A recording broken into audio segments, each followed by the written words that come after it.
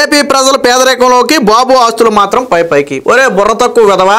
చంద్రబాబు గారి కుటుంబానికి ఒక వ్యాపారం ఉంది, హెరిటేజ్ అనే ఒక వ్యాపారం ఉంది, మన అందరికీ తెలుసు. జగన్మోహన్ రెడ్డి లాగా పత్రిక ఒకటి, లేకపోతే ఆ పవర్ ప్రాజెక్ట్ ఒకటి, లేకపోతే సిమెంట్ ఫ్యాక్టరీ ఒకటి, ఇన్ని వ్యాపారాలు అయితే వాళ్ళకి లేవు. కానీ వాళ్ళకు ఒక వ్యాపారం ఉంది, హెరిటేజ్ వ్యాపారం ఉంది. దాని విలువే ప్రస్తుత అంచనా ప్రకారం దాదాపుగా 800 కోట్ల రూపాయలు, షేర్ రూపంలో కానివ్వండి, ఏదైతే కానివ్వండి. సో దానితో కలుపుకుని మొత్తం ఆ కుటుంబ ఆస్తులే ఆ 931 కోట్ల రూపాయలు. ఇది ఎన్నికల అఫిడవిట్ లో పెట్టారు. నువ్వు చెప్పేది ఎందుకు బోడీ? నువ్వు ఎప్పుడు పెంచుకున్నారు?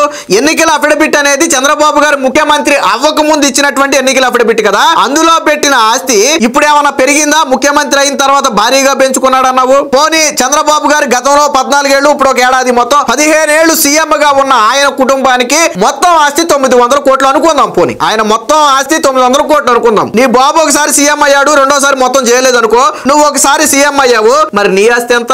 నీ ఆస్తి ఎంత? నువ్వు చెప్పే ఎన్నికల అఫిడవిట్ లో చెప్పే ఆస్తి కాదు, నువ్వు దోచుకున్న ఆస్తి ఎంత? సిబిఐ లెక్కల ప్రకారం నీ ఆస్తి ఎన్ని వేల కోట్లు? అక్షరాల 43,000 కోట్ల రూపాయలు నీ ఆస్తి. 43,000 కోట్ల రూపాయలు నువ్వు దోచుకున్నావు కదా. 43,000 కోట్లకి 900 కోట్లకి ఏమైనా సంబంధం ఉందా? ఒకసారి పోలిక కట్టండి రా. దేశంలో ప్రతి ఏటా ఆస్తులను ప్రకటిస్తున్నటువంటి ఏకైక నాయకుడు ఎవరైనా ఉన్నారంటే చంద్రబాబు నాయుడు గారు. జగన్మోహన్ రెడ్డికి ఓపెన్ సవాల్.